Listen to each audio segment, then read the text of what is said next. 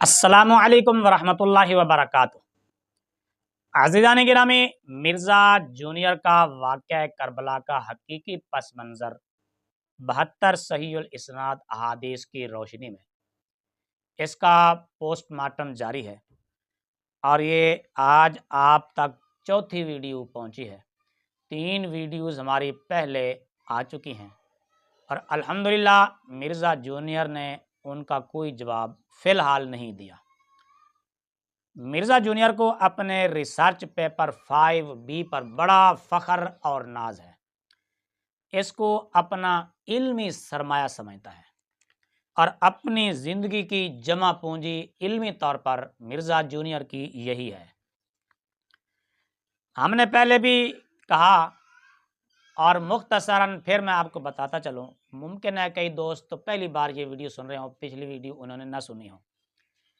Mirza junior کا اس میں دعویٰ ہے، بلکہ پورے پمفلٹ میں ہر صفحے پر ہیڈ لائنر دیا ہے، فرقہ واریت سے بچ کر صرف قرآن اور صحیح الاسناد احادیث کو حجت و دلیل ماننے اور جھوٹی بے سند اور ضعیف الاسناد تاریخی روایات کے فتنوں سے بچنے والوں کے لیے۔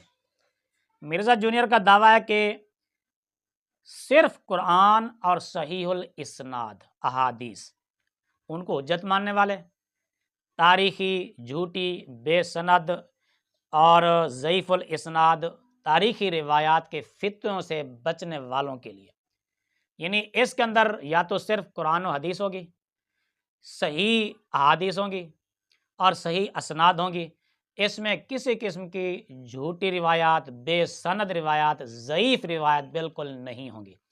اگر ہوں گی تو مرزا جونیئر کہتے ہیں کہ وہ فتنہ ہے، کیونکہ وہ خود لکھ رہا ہے کہ ضعیف الاسناد تاریخی روایات کے فتنوں سے بچنے والوں کے لیے۔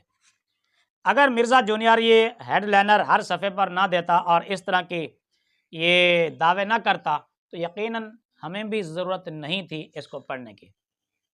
مزید لکھتا ہے کہ فرقہ واریت کی لعنت اور مسلک پرستی کی نحوست سے بچ کر، یعنی اس میں کوئی فرقہ واریت نہیں ہے، کوئی مسلک پرستی نہیں ہے۔ اچھا، مرزا جونیئر کے یہ دعوے آپ نے سن لیے، کہتا ہے کہ اس میں جو کچھ بھی ہے بالکل صحیح اسناد سے ثابت ہے اور اس میں بالکل ضعیف الاسناد تاریخی واقعات اور بے سند واقعات بالکل نہیں ہے، کیونکہ بے سند واقعات تاریخی واقعات وہ تو فتنہ ہے۔ اچھا، اسی کا آپ صفحہ نمبر 24 کھولیں، صفحہ 24 پر آ گئے۔ یہاں پر مرزا جونیئر نے ایک نوٹ لکھا ہے کہ سیدنا حضرت حسن بن علی رضی اللہ تعالیٰ عنہ نے جن شرائط کی بنیاد پر حضرت معاویہ بن ابی سفیان رضی اللہ تعالیٰ عنہ کو حکومت سپرد کی تھی، ان کی پوری تفصیلات شروح احادیث اور کتب تاریخ میں ہیں۔ آگے آپ کو میں وہ شرائط بھی بتاتا ہوں کہ وہ کون کون سی شرائط ہیں صلح حسن پر جو طے ہوئی۔ اچھا، مرزا جونیئر کا دعویٰ کیا تھا کہ صرف قرآن اور صحیح الاسناد کو حجت و دلیل ماننے والوں کے لیے یہ پمفلٹ ہے اور جھوٹی بے سند ضعیف الاسناد تاریخی روایات کے فتنوں سے بچنے والوں کے لیے یہ پمفلٹ ہے۔ مرزا جونیئر نے جو صلح حسن کی جو شرائط کا حوالہ دیا ہے وہ نہ قرآن ہے، نہ صحیح حدیث ہے، نہ کوئی سند ہے۔ وہ کہاں سے ملی اس بیچارے کو؟ شروح احادیث اور کتب تاریخ سے۔ ادھر کہتا ہے کہ تاریخ کی جھوٹی بے سند اور ضعیف الاسناد روایات سے محفوظ، لیکن صلح حسن پر بیچارے نے کوئی ایک سند بھی پیش نہیں کی، ایک سند بھی، کوئی ایک مستند حوالہ پیش نہیں کیا۔ اگر پیش کیا ہے شروح احادیث اور کتب تاریخ۔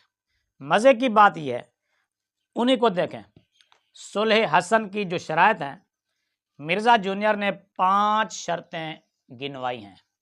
پہلی شرط جو حضرت امام حسن رضی اللہ تعالیٰ عنہ نے حضرت معاویہ کے سامنے رکھی صلح کے وقت، جو پہلی شرط امام حسن رضی اللہ تعالیٰ عنہ کی تھی وہ پہلے سن لیں۔ حضرت معاویہ رضی اللہ تعالیٰ عنہ اللہ کی کتاب، رسول اللہ صلی اللہ علیہ وسلم کی سنت، الخلفاء راشدین کے طریقے کے مطابق نظام حکومت چلائیں گے۔ یہ امام حسن کی پہلی شرط ہے، 5 شرطوں میں سے پہلی شرط کہ حضرت معاویہ رضی اللہ تعالیٰ عنہ کتاب و سنت کے مطابق اور خلفاء راشدین کے مطابق حکومت چلائیں گے۔ مرزا جی، اس شرط کی کوئی صحیح سند ٹائم قیامت تک جواب دینا جس کا ٹائم قیامت تک کے لیے۔ دوسری شرط مرزا جونیئر نے یہ بتائی ہے کہ حضرت معاویہ رضی اللہ تعالیٰ عنہ اپنے بعد کسی کو جانشین مقرر نہیں کریں گے، بلکہ امت کو خلیفہ کے انتخاب کے لیے شورا پہ چھوڑیں گے۔ یہ امام حسن رضی اللہ تعالیٰ عنہ اور حضرت معاویہ رضی اللہ تعالیٰ عنہ کے درمیان دوسری شرط، جو ان کی صلح کے درمیان شرائط طے ہوئیں، ان میں سے دوسری شرط۔ مرزا جی، اس دوسری شرط کی کوئی صحیح سند ٹائم قیامت تک جواب دینا جس کا ٹائم قیامت تک کے لیے۔ تیسری شرط مرزا جونیئر نے یہ گنوائی ہے کہ حضرت سیدنا علی بن ابی طالب رضی اللہ تعالیٰ عنہ کی جماعت کے لوگ جو صلح کے بعد ہتھیار ڈال چکے ہیں، ان کے خلاف کسی قسم کی انتقامی کارروائی نہیں کی جائے گی۔ مرزا جی، حضرت امام حسن رضی اللہ تعالیٰ عنہ کی اس تیسری شرط کی کوئی صحیح سند ٹائم قیامت تک جواب دینا جس کا ٹائم قیامت تک کے لیے۔ چوتھی شرط مرزا جونیئر نے یہ لکھی ہے کہ آل محمد صلی اللہ علیہ وسلم کے لیے خمس مال غنیمت کا 5واں حصہ جو اللہ تعالیٰ نے قرآن میں مقرر کیا، بدستور بنو عبد المطلب کو ملے گا، جیسا کہ خلفائے راشدین کے ادوار میں ملتا رہا ہے۔ مرزا جی، اس چوتھی شرط کی کوئی صحیح سند پیش کر سکتا ہے؟ ٹائم قیامت تک جواب دینا جس کا ٹائم قیامت تک کے لیے۔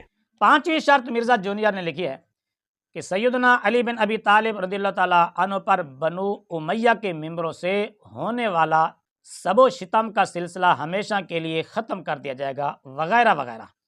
مگر افسوس ان شرائط کی پابندی ویسے نہ کی گئی جیسا کہ اس کا حق تھا۔ مرزا جی، اس پانچویں شرط کی کوئی صحیح سند پیش کر سکتا ہے تو؟ ٹائم قیامت تک جواب دینا جس کا ٹائم قیامت تک کے لیے۔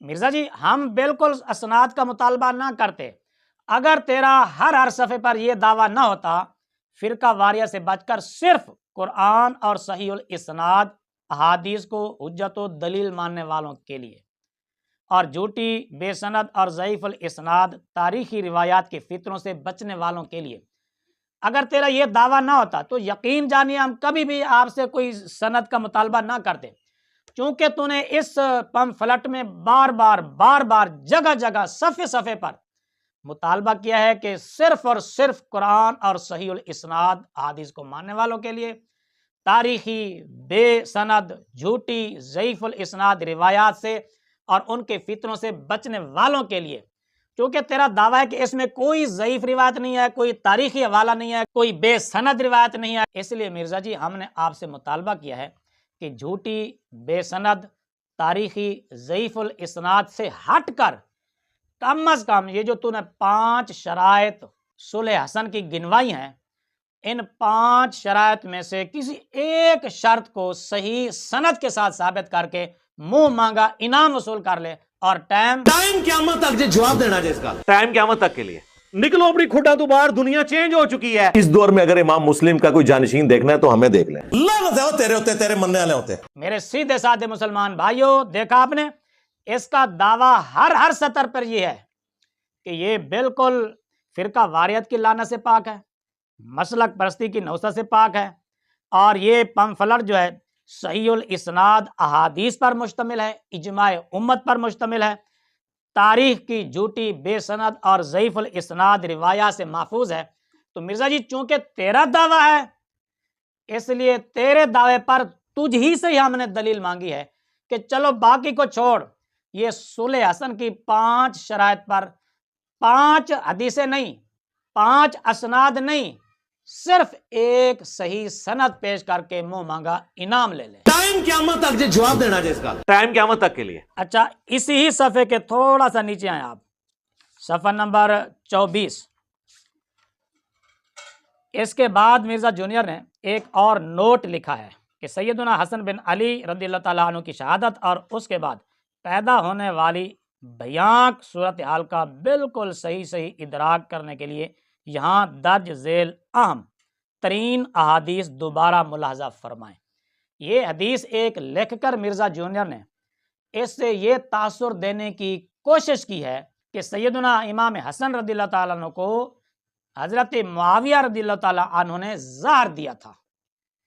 اگرچہ مرزا جونیئر نے نام نہیں لیا صراحتاً، لیکن اشارتاً کنایتاً اس میں اس نے یہ خلاصہ بیان کرنے کی کوشش ضرور کی ہے کہ حضرت معاویہ رضی اللہ تعالیٰ عنہ نے امام حسن رضی اللہ تعالیٰ عنہ کو زہر دیا تھا۔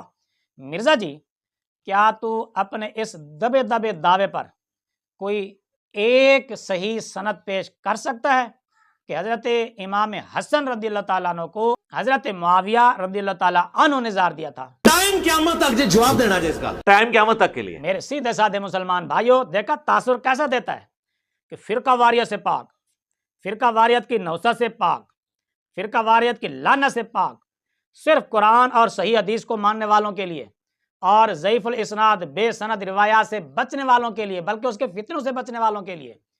لیکن مرزا جونیئر نے صلح حسن پر ایک صحیح سند بھی پیش نہیں کی، تو پتہ چل گیا مرزا جونیئر کا یہ پمفلٹ، یہ ریسرچ پیپر 5B، جس کو مرزا جونیئر علمی سرمایہ سمجھتا ہے اور اس پر فخر کرتا ہے، پتہ چلا کہ یہ بذات خود فتنے کا پلندہ ہے۔ اس میں ہر صفحے پر فتنہ ٹپک رہا ہے اور فرقہ واریت کی لعنت اور فرقہ واریت کی مسلک پرستی کی نحوست بھی واضح اور صاف نظر آ رہی ہے۔ میرے سیدھے سادے مسلمان بھائیوں، اب بھی اگر آپ اس بندے کی چالاکیوں سے واقف نہیں ہوئے، اب بھی اگر آپ اس کی مکاری کو نہیں جان سکے، کب جانو گے؟ ابھی بھی وقت ہے۔ اس بندے کا مقصد صرف اور صرف مسلمانوں کو آپس میں لڑانا ہے، فرقہ واریت کو پھیلانا ہے، گھر گھر میں مسلک پرستی کی آگ لگانا ہے۔ اس کا مقصد قرآن و سنت پہنچانا نہیں، لوگوں کی اصلاح نہیں ہے، بلکہ لوگوں کو آپس میں لڑانا ہے۔ مرزا جی، اگر صاف پہلا لفظ ہی تو نے فرقہ واریت سے بچ کر لکھا ہے، لیکن اگر مرزا جی تو خود ہی پڑھ لینا، اس کے ہر صفحے پر فرقہ واریت نظر آ رہی ہے، اور فرقہ واریت کوٹ کوٹ کر بھری ہے تو نے اس پمفلٹ کے اندر۔ ادھر کہتا ہے کہ فرقہ واریت سے پاک، کہتا کچھ ہے، لکھتا کچھ ہے، دعوے کچھ ہے، دلیلیں کچھ ہیں،